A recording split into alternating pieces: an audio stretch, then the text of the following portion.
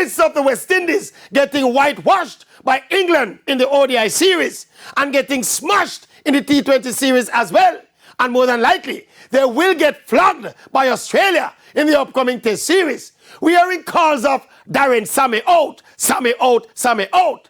But again though, it's hard to make the case that coaching is a problem with West Indies cricket and that another coach would make a major difference. The fact of the matter is that West Indies are just poor, especially in Test and ODI cricket. A little better in T20. But again though, let us, for example, take Brendan McCullum from England and send Sammy up to England. Would England then lose the ODI and T20 series to the West Indies?